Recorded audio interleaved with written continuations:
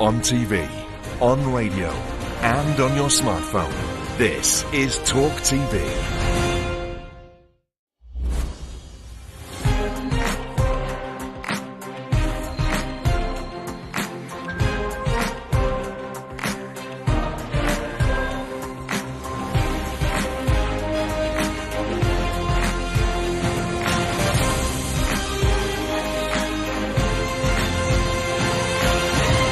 I'm Piers Morgan, Uncensored. Tonight, an extraordinary exclusive interview from the heart of Europe's war. Heavyweight boxing champion turned freedom fighter Vladimir Klitschko on the new fight of his life. Hollywood star Rupert Everett and British TV's Queen of Mean, Anne Robinson.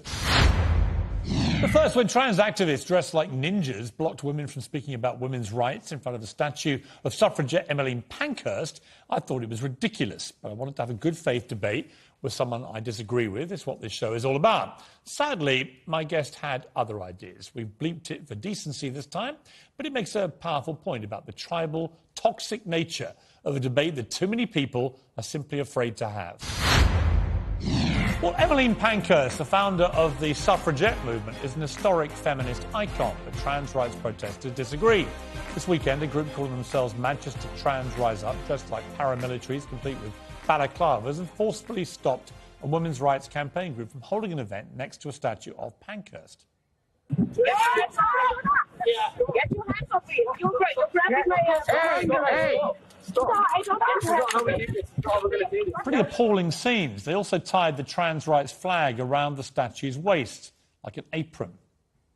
Well, J.K. Rowling shared the video of the clash on Twitter. She said, "I never expected the right side of history to include so many people in masks intimidating and assaulting women. Did you?"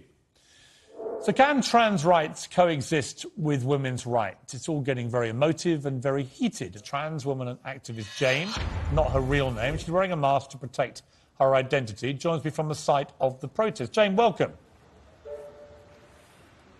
Hey, Piers. It's good to hear your voice, you know. Well, it's good to hear. Honestly, it's good to talk to you. I want to have a proper debate with you. It's an uncensored show, so you can speak your mind. Here's my question for you. You're standing at the side of where all this went down. When you see the video footage of members of your group that day, and you were there, members of the group basically physically assaulting a woman who was sitting there, what do you feel? I feel annoyed because the footage is cut and it doesn't show them storming in, shoving people over that little bit of concrete over there, which is kind of dangerous, you know. You could hurt your head quite a lot doing that. It doesn't show them shoving, strangling and kicking people. And there's also not the, you know, I think I sent footage to the producers of the show. I doubt you guys will want to show it, but we've got other footage of the same TERFs that came over and tried to assault us there, strangling and punching people at other protests. They like to play the victim. Look, listen, I think, if you don't mind me saying, you're playing slight whataboutery. So I only really want to know, what is your reaction to the footage we have seen, which clearly shows some of the people that you were with assaulting a woman? I mean, you can't be happy that that is the image that your group has now seen around the world as doing.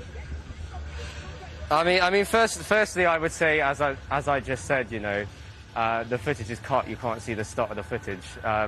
And the people dressed in black, who are our security to protect members, vulnerable members of our community, they are there defending themselves because these women came in when we were already having a peaceful protest there and started attacking us. They will spin it the other way. JK will spin it the other way. They'll all spin it the other way. But that is what happened.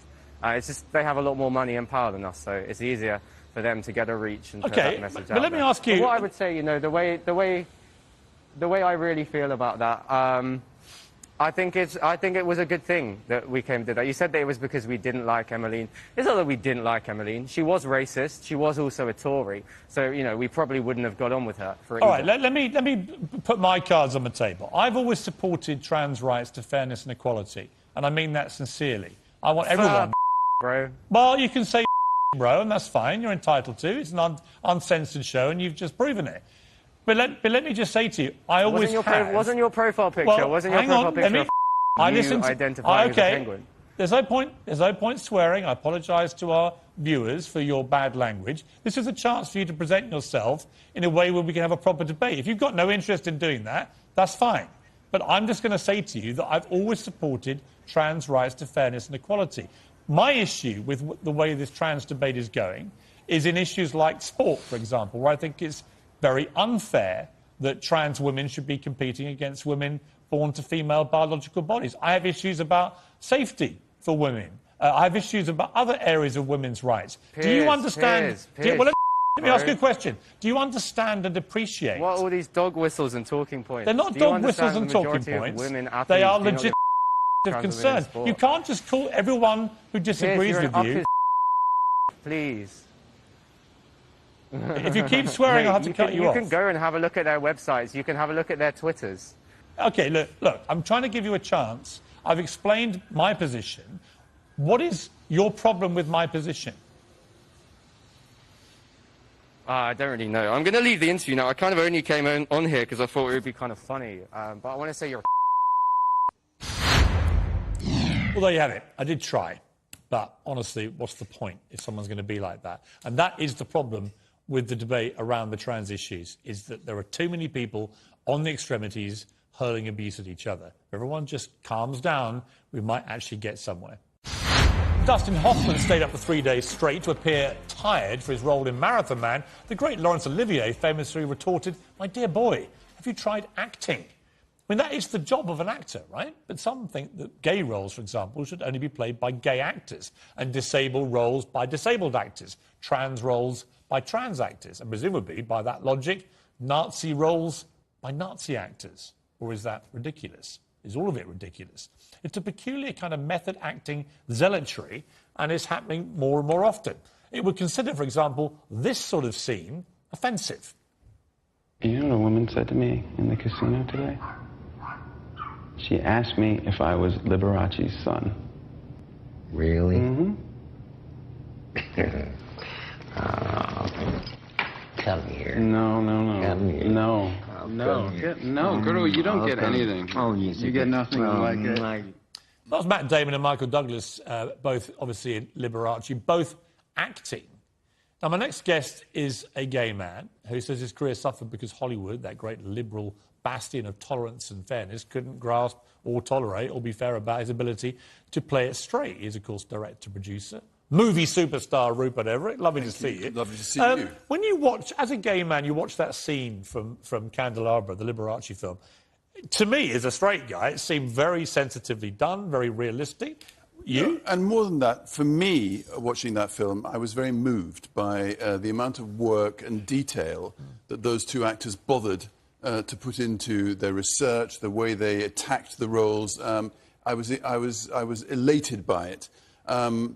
And there's many examples of fantastic straight actors playing great gay roles, and then there's some less good. And I think the question is more, why can't gay actors play straight roles? Right. That's the thing that Because what happened me. to you was fascinating, because when you were deemed to be straight, you got all these romantic leads in Hollywood, everyone loved you, and you were the Hugh Grant of your... If you don't mind the comparison, I would find that pretty repellent. But anyway, no, I've said it. It's out there. You were the Hugh Grant of your day. And then you came out, and suddenly it was like, right, no more work for you, son. We can't have you as a straight romantic lead. I don't think it was actually quite like that, to be honest. But the thing that was very frustrating when I had my kind of big Hollywood moment, which was playing a gay best friend and being gay, it was at that point very difficult to graduate. I knew I had to try and graduate to playing something else apart from just that role. And it felt that it was more or less impossible. So my question is, I don't think gay actors should just play the gay roles. But the gay actors should be able to play the straight roles too. I think some straight guys play great gay roles. And it's not just about the gay roles and gay actors and so on. I want to show some pictures here from other movies. Tom Hanks, for example, in Philadelphia, actually is an example of that. But Tom Hanks in Philadelphia, to me, it was an incredibly powerful movie which shone an unbelievably bright light on the issue of AIDS. And what Tom Hanks did, I thought, he played the role magnificently. But more importantly, he brought tremendous numbers of eyeballs to watch it because he's Tom Hanks. And it was a riskier period to do that as well. I mean, when Michael Douglas and Matt Damon did the Candelabra movie, things had changed substantially. Yes. When he did that film, it wasn't really a subject that people talked about. But would a gay man have played that any more powerfully? And was there a gay actor out at the time, for example, who would have got the box office success that Tom Hanks brought. Well, and therefore, the light that was shone on the issue. This is the other question. You know, people forget that Hollywood is a business. So, for example, when Scarlett Johansson was stopped from playing a trans role, there simply wasn't a trans actress at that point big enough to sustain a $50–60 million movie. I found that was a mistake of the trans community because there were probably lots of other trans roles in the film that would have been played by trans actresses, and Scarlett Johansson wasn't going to be doing some portrait that was anti-trans. So I felt it was slightly blinkered attitude. Eddie Redmayne had a similar thing with The Danish Girl. You know, he got into trouble for that from the trans community. But the question there is, he started the role as a boy, so who's going to play the boy part? The problem with that movie, in the end, is it was just dull. Right, which is another crime altogether. But Eddie Redmayne also played Stephen Hawking, for example, and that was an amazingly powerful... Fantastic performance. ...role. And again, shone a huge light on that particular affliction which Stephen Hawking had. And I felt did it brilliantly. Now, I don't know why it would need to be somebody who's got that condition that Stephen Hawking had, motor neuron disease or a variant of it, to be as effective or more effective than Eddie Redmayne could be. Well, I don't think it could have been, because someone with that condition just wouldn't be able to to be out there on the set from 6 in the morning till 8 at night. I just played a role of someone who'd had a very bad stroke. It would be impossible for someone who'd had a very bad stroke to really start working. And that's the problem, isn't it? Once you take the logic... If they wanted to. Right, but if you take the logic to its logical end... Well, you have to be a murderer to play a murderer. Well, this is my point. So here we got Anthony Hopkins, who played Hitler. Right? I mean, are we legitimately saying that if you're going to play Hitler now in a movie, you have to be a Nazi? Similarly, The Sopranos. The Sopranos... are we going to say now that they all had to be the senior Sopranos, genuine members of the mob? Right, but on the other side, Piers, you've got to remember, yes, of course, we shouldn't be making rules about this. Yes, of course it's great for gay actors who've had quite a hard time, historically, to be playing more roles, to be getting the gay... It's quite frustrating. I was frustrated, I remember, going to see Colin Firth in the film by Tom Ford, and he invited me to a screening. I thought, well... Thanks, Colin. That's the end of my career, because that role really should have been mine. And then, so there's a frustration about that, of course. And there's also a point I do get, which is what some disabled actors have made the point to me, that there's not the opportunity at the grassroots level, for them to get on the right ladder to get them into a position where they may get these big roles because they're not perceived to be big enough box office stars. They find that the system is a bit oppressive to people. And I get that. I get the fact that maybe disabled actors do not get the same opportunities. I get that too. But, I mean, the thing is, how is the business meant to change for that? I mean, it's quite complicated. No, it's really frustrating if you're a disabled actor. And but I don't think... The answer to Richard III in Stratford-on-Avon, for example, which Greg, the outgoing head of the RSC, said that it can only now be played by a disabled actor.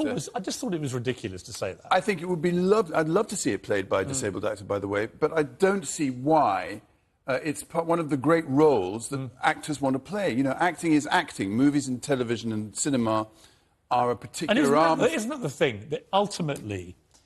acting should mean what it says on the tin. It's acting. That you, as an actor, one of the best in the business, you should be able to play any role, actually. Let me just, while I've got you, I'm curious about your view. We've been talking a lot on the show about cancel culture, this sort of rather insidious phenomenon which has raised its ugly head. You've always been very outspoken. You've always been pretty uncensored in all the time I've known you. What do you feel about the society that we now operate in, these eggshells everyone feels they have to tread on? I think it feels like the Stasi, to be honest. I think it feels incredibly repressive. I don't think it manages to achieve the aims that it's after. For example, I don't know... I've never met J.K. Rowling, for example, and I've never read her books, and I'm willing to bet that before this all happened, she was not someone who is anti-transsexual. No. Not remotely. She didn't say Everything you anything know about anti-trans it, at all. nothing.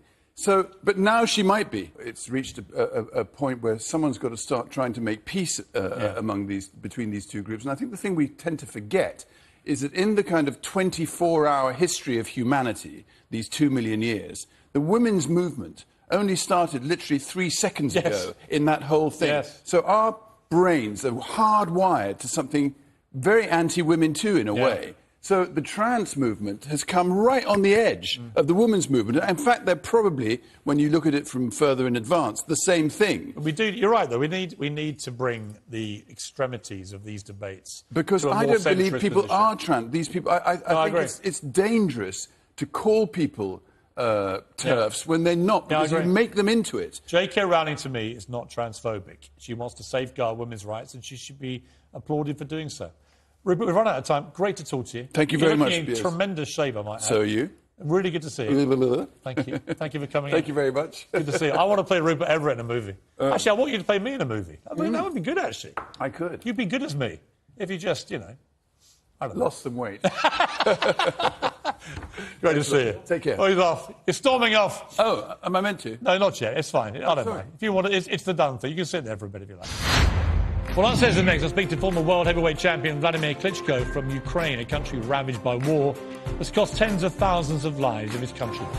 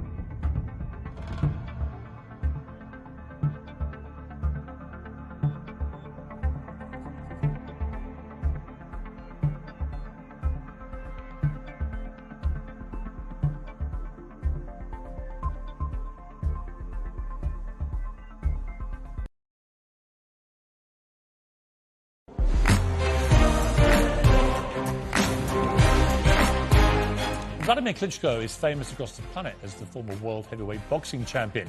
He's now fighting for the freedom of his home country, Ukraine. In a remarkable exclusive interview, he told me how he's prepared to die for his country in the new fight of his life. I would say that this battle is definitely the most important of our lives, of the Ukrainians. We never were expecting to be attacked as it happened on 24th of February. And this senseless war has taken thousands of lives, destroyed infrastructure in the country, and still going on. The fights are still going on while we're talking. And every night, every day, there are rocket attacks. Up to 2,000 rockets have been launched from Belarus and Russia to destroy our life. And I want to use just one moment of this monologue and say thank you to Great Britain, Boris Johnson, that has stepped in. He was trying a lot from the early beginning to find the way how he can talk to Putin, how he can prevent the first steps that unfortunately were made and the lines were crossed. Are you prepared, if it comes to it, to lose your life to fight for your country? I asked myself this question when Russian forces were in outskirts of the city. And if I wouldn't be ready for it, I would have left. The city of Kyiv, with almost 5 million people like a sponge, it's a big city and busy city, was empty. You could hear the explosions, constant explosions, because the fights were going on in the outskirts of the city. And you must count with anything while you're in Kyiv or in Ukraine, with anything, even now. And this question is basically everyone in Ukraine, Ukrainian or not, and as you know, there are journalists, your colleagues, journalists, been killed precisely with sniper shots and lost their lives. If you're in Ukraine, you must know that that could be your last moment in life, last trip in life. And are you ready to give up anything you have for the country and freedom? And that's the question that millions of Ukrainians asking. And the answer is yes, because you could do anything for your children, anything for your country, anything for your parents, anything that you love. And that's something that just cannot be in a different way. What is your message to Putin? I've been asked this question many times in multiple occasions and interviews. It's just, there's no particular line that could do anything to Putin to change his life, or to a person in this case, and change his opinion or stop this war. It's just in mad person's mind, and how you can convince a madman, I don't even know. And there is nothing to communicate, because obviously what was coming from Russian side is a lie. When they said we're never gonna offend anyone, invade anyone, it was just happening. And this is in multiple cases.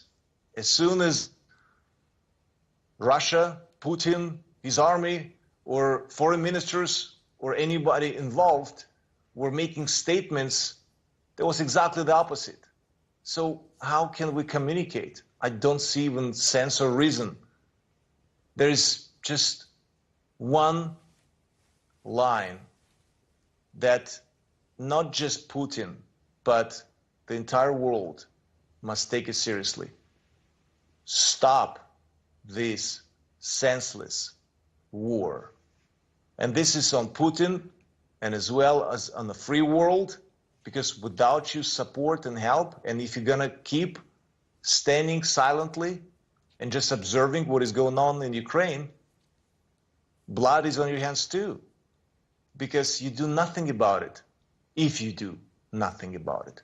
And that's why stay loud to stop this war. I'm not going to get into details, but stop this war. As soon as the war is going to be stopped, lives going to be saved. And Vladimir, There's no emotions. What is your view of what should be done, for example, with Russian sports people, athletes and so on? There is a view that they should all be banned from any competition. There's another view that only the team playing under the Russian flag should be banned and individuals should be allowed to continue. What is your view as one of the great sporting champions, certainly of my lifetime? On the economical side, isolation of Russia. On different points of it, gas, oil, coal, no ships can park at any ports. They should understand that the world is against this senseless war. Against. Not just with wording and sanctions, but in reality nothing, but isolation. Athletes, next Olympic Games, I think that IOC should ban the Russian team now. The war is going on. They cannot participate in the next Olympic Games.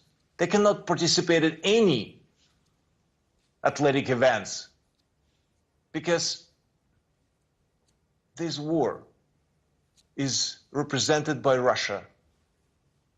So athletes representing Russia. And there's definitely connection. And I believe that this is going to be the message. And that's exactly the answer for the question, what would you say to Mr. Putin? It's really, saying is cheap now. Action speaks louder than words. Isolation. Isolation. And this isolation speaks louder than any line and any word. Because isolation is painful. Yes, it's going to be painful for athletes, it's going to be painful for economy, it's going to be painful for everybody and anybody that is involved with Russia, silently trading with Russia, supporting them financially with this, in this trade, because the money that Russia is getting and filling up their budget, they're getting and producing more weapons and financing their soldiers that today killing us Ukrainians. And that must be stopped with isolation. And athletes is not an exception. Vladimir, when this war is over, and one day it will be over, do you hope to get back to boxing again? There's been lots of speculation that that may be what you want to do. You're going to put a smile on my face. I just realized recently that I haven't smiled a lot in the past 3 days. And you just said something about sports because that puts me in somewhere my comfort zone because that's where my passion is. And honestly, I was thinking like I should just take Tyson Fury and tweet "Last Dance?" ? Since he wants to retire and we're supposed to have this rematch, and I was thinking about it. You know, I didn't do it because my mind was in totally different, or now in a different world. But it just, you know, after getting those news that he defended the title and he is retiring, and I wish him the best. It must be hellish what you're all going through in Ukraine. And the moment I mentioned something which took you back to your life before this, your face lit up. You know, the last time I saw you was at the Alfred Dunhill Links golf tournament in October last year. And I remember you were celebrating one night with Andrei Shevchenko, the great Ukrainian football player. And life seemed pretty good for all of us right then. And life has changed very dramatically now. And I very much hope that, you know, come the autumn, this war is over, you've got your country back, you've won, and I get to see you again up in Scotland on the links there, because that would be a sign of, I think, a reward for the astonishing courage that you and the Ukrainian people have shown. Fingers crossed. Hopefully the peace in Ukraine will come sooner than later. Thank you for having me, Mr. Morgan. It was great seeing you. You know, it's Cheers great. from Kyiv, Ukraine. It's been such an honor to interview you. Anne Robinson is British TV royalty. In fact, her ferocious one-liners as host of The Weakest Link under the nickname The Queen of Mean. She's certainly seldom been censored, and she made no exception with me.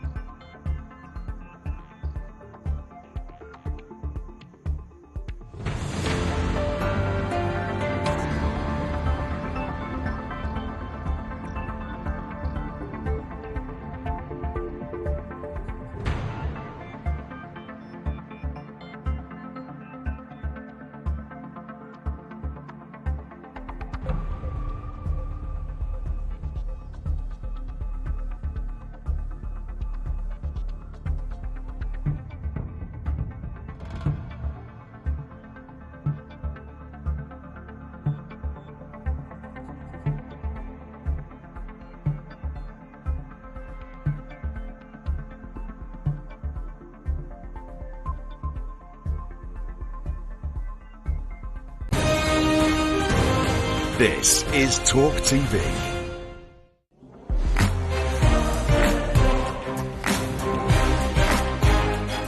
Anne Robinson is British TV royalty. In fact, her ferocious one-liners has hosted The Weakest Link under the nickname The Queen of Mean. She's certainly seldom been censored, and she made no exception with me. When you see politicians who can't answer what is a woman, Yeah. A, what do you feel about that? What is the answer? The answer is a woman is someone with a vagina. Do you need me to say that again? It is somebody with a vagina, and I can now be cancelled. Well, a woman, every dictionary will say, is an adult female, adult human female. Yeah. That's it. It's not complicated. But they daren't say that. I think it's so disappointing when the leader of the Labour Party, who always has to think for 3 weeks before he makes a decision on anything, just mumbling, Yvette Cooper the same, I don't want to be drawn into that. It is so unfair. It is the first time we've never been able to have a debate. You and I are having one here. Yes. Because we're fearless. Yes. But name me when the last debate was on the BBC about trans. Well, when you see what happened to J.K. Rowling, this is what puts people off, because, you know, she's been absolutely terrorised. Let me ask you about something else that was in the news today. I thought of you immediately. So we Did you? Do you think of me often? I do think of you often. Oh, no, because actually we go back a long way. And also, We both worked at the Daily Mirror for many years. We were decent newspaper journalists. We were journos who crossed the divide to become television people. Get on with it, Crump. Exactly. What were you going to say? The UK today had the biggest ever lottery winners, £184 million. But they're not as rich as you, are they? Well, I'm going to come to your wealth in a minute. Let's just see what they had to say. Watch this. Jess hadn't had a great night's sleep, so I thought, do I wake her up? Don't I wake her up? What do I do? So I just sat there for a minute, trying to take it all in, and I thought, well, I'll give her, because it's only 20 minutes, I'll give her an extra 20 minutes till her alarm goes off. So he waited 20 minutes after knowing he won 184 million. Didn't want to wake his wife up. What I was struck by when I watched that, because I knew you were coming on, it's the old thing. Are they going to be happy with 184 million? There'll be loads of people right now suffering from the economic crisis. Of course they will. But so many of these lottery winners actually find that when they get the grass, it's not greener. And it's so much better to give money to people who've already got money because they're trained. Like you mean. And you, Piers. But does it bring happiness? I mean, it obviously stops the agony and turmoil of not having money, which is an appalling thing for people. But does having a lot of money, hundreds of millions, do you think that kind of wealth, in your experience of meeting very wealthy people and being well off yourself, does it bring happiness? Not necessarily, but I think I'd rather be miserable and rich than miserable and poor, wouldn't you? Well, I think poverty is the worst thing you can experience as a human being, because to not be able to feed your children and so on is the worst thing. But I have met a lot of wealthy people who are miserable and boring, and they always want more, and there's always somebody around who's got more. And also, you've been in Los Angeles as much as I have. You find they have these huge houses, and they all live in one tiny room. Yes.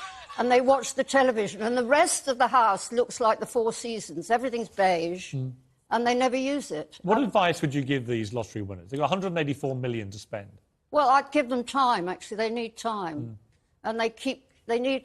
So Stephen Daldry once said to me, when he'd become quite rich from his first movie, Billy Elliot, he said, if you're looking after relatives, never give them a set amount every year. Always make them worry they might not get anything from you next year.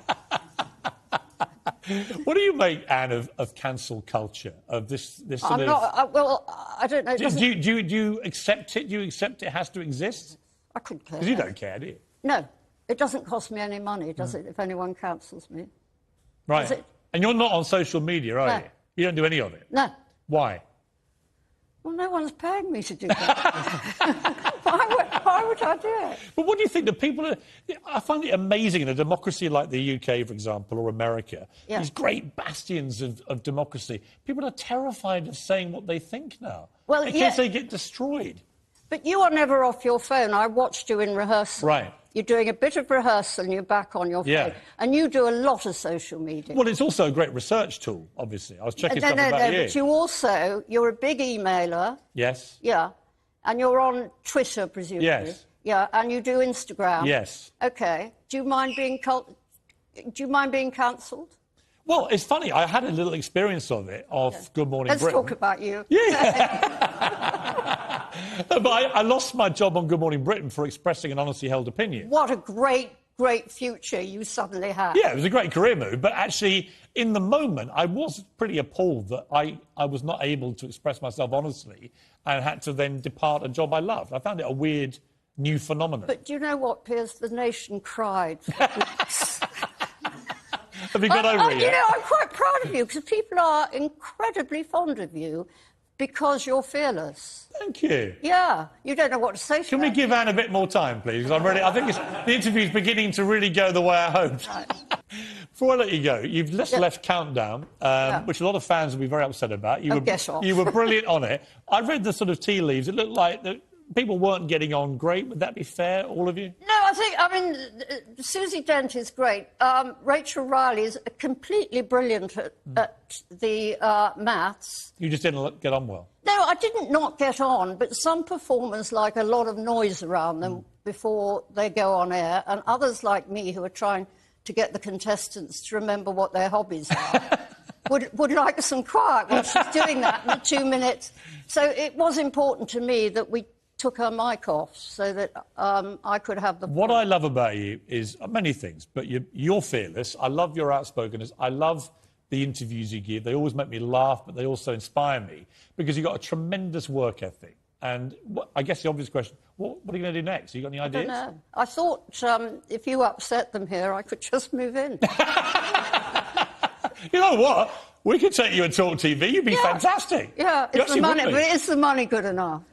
Look at this suit. Yeah. And lovely to see you. So good looking. A real pleasure. Oh, thank you. You can come back. Can we book Anne immediately for next week? It's lovely to see you. Looking fantastic. And it's always a joy to have you. Really appreciate it. A threat to the huge global fashion brand of Vogue from this pub. What? Yes, the Star Inn at Vogue, a tiny 150-year-old pub based in the village of Vogue in rural Cornwall. Well, landlords Mark and Rachel Graham got a threatening letter from Vogue magazine publishers Condé Nast warning them that confused customers might think it's all part of the fashion giant. Condé Nast told them, as far as the general public is concerned, a connection between your business and ours is likely to be inferred. Please would you kindly let us know whether you will change your company's name. How dumb does Vogue think the pub customers are exactly? Well, Condé Nast thankfully eventually came to his senses and backed down, but husband and wife landlord team Mark and Rachel Graham say they may now start a local parish newsletter and call it Vogue magazine. And they join me now from the Star Inn at Vogue. Well, welcome to both of you. I've got to say, when I first heard about this, I thought it was a joke, a wind-up, that Vogue, this wonderful global magazine fashion empire, would be threatened by a little pub. What was your reaction? Oh, good evening, Piers. Yeah, mine was exactly the same as you. I opened the letter and I thought it was one of the customers having a joke, having a bit of a laugh, until I did some research, looked into it and found out, no, they were serious. They really did think a little village pub in Cornwall is going to be confused with a fashion magazine. And Rachel, I mean, it's obviously very flattering if they think that you're, you know, an offshoot of this wonderful fashion iconic empire. Were you personally flattered? Do you think they'd seen you in some dazzling dresses or something? No, I wouldn't have thought so, no. No, I don't do a lot of fashion. I don't even read the magazine, and a lot of people around here don't, actually, so... Well, has it been a good talking point for the locals, Mark? Because obviously everyone's been having a good laugh, I think, reading about it, but to actually live there and go in the pub must have been hilarious the last few days. Well, it's a bit mixed, actually. Most people think it's hilarious and what they're doing. But there's a good few people that... Cornwall's a very proud county, and they see this as a company like Vogue trying to take over and subjugate the little guy and have a go at the Cornish, and it's our name. We've had it for ages. Apparently it's in the Doomsday Book, Vogue. So there's a few that think we should actually take Vogue to court and make them change their name now. That is the Cornish spirit I know and love. I think you should maybe try that. It'd be quite funny. Oh, yeah, we like a bit of rebellion down here. And obviously Vogue is known for its style. I don't know if we want to go that far. Vogue is known for its style. Are you I've now... definitely got a style here. We've got our own Well, I was going to style. ask you, what is the Cornish style in Vogue at the moment? Oh, just the normal, I would say, the same with the country. Just relaxed, chilled and easy. Anything chilled and easy. Laid back. They're definitely laid back. Well, I Nothing love that that makes part of you the world. stand out in the I've not crowd been and down. all that. I've not been down to Cornwall during the pandemic. I can't wait to get down there. I think it's a very funny story. Well done, you, for sticking to your guns. Vogue can do one, frankly. And next time I'm down in Cornwall, I'm coming to the Star in Vogue and have a. What's the local brew? What's the best pint? Well, I'm drinking Skinner's. I used Skinner's. to be a journeyman for them a long time ago. So Skinner's, the churro, is one of our popular ones, or Tintagel from just up the road. I'll We've got come and have a both of those. Skinner's with you. Mark, Rachel, thank you for joining me. Really appreciate it. Well, Uncensored next. He's boldly gone where no 90-year-old has gone before. Star Trek icon William Shatner on how blasting into space shifted his perspective about humanity. He's live after the break. The great man.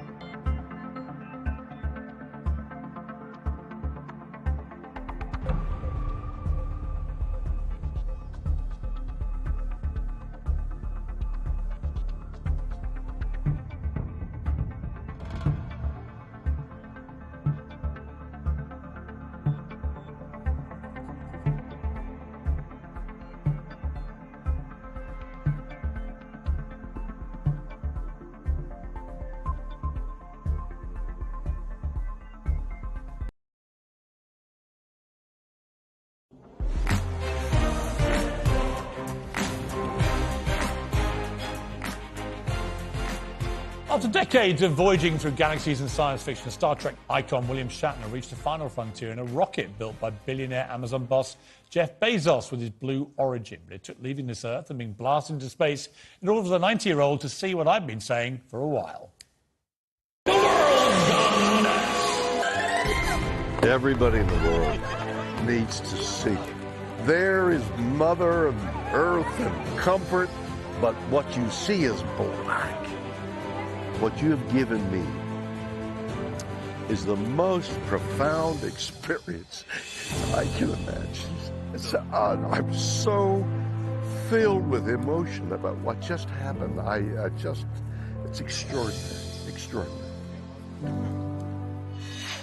And William Shatner joins me now. William, great to have you on the programme. Thank you so much for joining Piers Morgan Uncensored. Thank you, Piers. You know, when I was young, and I've been pretty young, I used to love Star Trek, the TV series, and it taught me in many ways a lot about space travel, and I found it fascinating as well as entertaining. When I watched you get so emotional about actually going to space, it made me quite emotional watching you, this guy I'd grown up with, actually achieving this dream and finding it so breathtakingly moving. What was it like for you? Well, you've asked an interesting question. I was emotional, and you were emotional. What were you emotional about? I was really emotional about watching a guy who, when I was young, was this great TV icon. I loved Star Trek, and I learned about space travel really through the show. And then to see you, this fictitious character that I knew from television, the real man, going up in space and being so moved, I just found that very moving myself. Yes, but I'm glad to hear that, but for me, the emotion wasn't like, oh, I'm up in space and I played a space commander so many years ago. For me, when I look back at Earth, and I've only discovered this hours after when I came down, I'm thinking, why am I so emotional? And what I discovered for myself was that I was grieving for what we've done to this Earth, this tiny little rock, and you see the tiny little rock. I could see the beginning of the curvature of the Earth. I could make a circle and do the circumference of the Earth. That's how tiny. We're insignificant. This insignificant rock with these insignificant ants on the rock. And yet it's beautiful, and it's our life, and we're destroying it. And I didn't really comprehend what my tears were for until I had time to assess it, and then I realized I was grieving for the Earth and what we've done. And have we? Because, as you know... Yeah. I was going to say, on that point, I mean, please. I think there are two things we've done, it seems to me. We've slowly ruined the planet, physically ruined it with our consumption. But also it seems to me that we've lost, a lot of people lost all sense of perspective. And that maybe when you were up in space looking down and seeing this tiny thing, Earth, that we need to get back to common sense, to a sense of perspective about what really matters in life. Would you agree with that? Well, that's philosophically right. That's correct. That's like a really good idea in the midst of driving an electric car somewhere. That's a great idea. What I saw is the enormity of what we've done. What we've done to 5 billion years of evolution and all these beautiful things that have evolved and are gone forever. 5 billion years brought whatever it is that's now extinct. It's gone. And dimly in my mind, I was looking back at Earth and grieving not only for the things that are gone, but the things that are going, and in the very near future, the things that will go. Right. And it was all that. We are doing nothing about what this tsunami, apparently in Hilo, some years ago there was a tsunami, and the people didn't recognize it, and the water goes out apparently, and they're the people, oh, look at that, the water's gone out, and there's fish there. They were not aware that this giant wave was coming to Hawaii to kill a lot of people. There's a giant wave coming our way. We see aspects of it now with all the storms and droughts and things, but that's nothing compared to what our children are going to face in the next several years. Prince William, who's actually big on the environment, but Prince William was quite critical of your trip and the other, what he calls tourism, space travel trips. He thinks it's billionaires running around wasting time and money, and they should be focused on more important things. What did you think of that? Well, you know, that's yeah, you know, if you look at it, yes, that's true. There's all that energy going to go up and come down. But Bezos's idea is to get polluting industries up into the sky and let them pollute, you know, 300 miles above us and try and bring the Earth back to what it was. It's a beautiful idea. When I was talking to him, I said, but that's going to take 100 years, and we don't have 100 years. And he said, and this is what the prince should understand, you got to have hope. Without hope, you have nothing. So we cling to a hope, but we've got to do something about the carbon dioxide and the methane to say, you know, two things that are polluting us. Well, you talk of hope. I can only say that when I get to 90, I hope I look half as good as you do, William Shatner. Piers, you've got the bone structure to be 102 and look as handsome as you are today. It's fantastic to talk to you. Honestly, you're one of my TV heroes and a great guy, and I really appreciate you joining the show tonight. Thank you very much. Thank you. Pleasure to talk to you. What a man. What a legend. Captain James T. Kirk. Well, generations of children in the Scouts and Girl Guides have been honoured with badges for honing their life skills in orienteering, camping, navigation. You know, real skills. Now they have a brand new challenge. The World Gone Nuts! Yes, the new challenge for British Girl Guides, for which they actually get badges lauding their success, is walking to the chip shop. The new badge features a smiling lady French fry in hiking boots happily striding to a chip shop while hungrily brandishing a fork. Kids can get another badge for eating a pizza. I'm not joking. All this as the UK is set to become the fattest country in Europe, with 37% of the nation obese by 2030. The official Girl Guiding Twitter account says it's absolutely worth teaching and celebrating, adding the recipients are being honoured for their independence, enjoying the outdoors, money management and following directions. Following directions? Really? To a chip shop? Judging by the fat record in this country, we have no problem finding chip shops. That's it from me. Make sure your chips are nice and greasy. Whatever you're up to, make sure it's uncensored. Good night.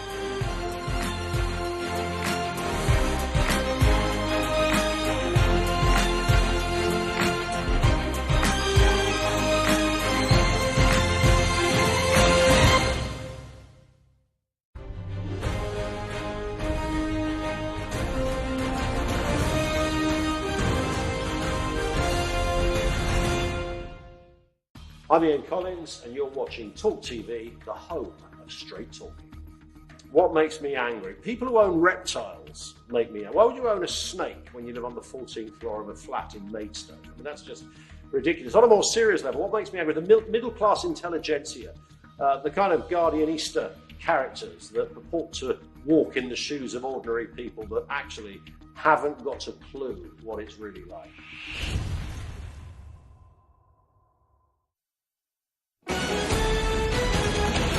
This is Talk TV News.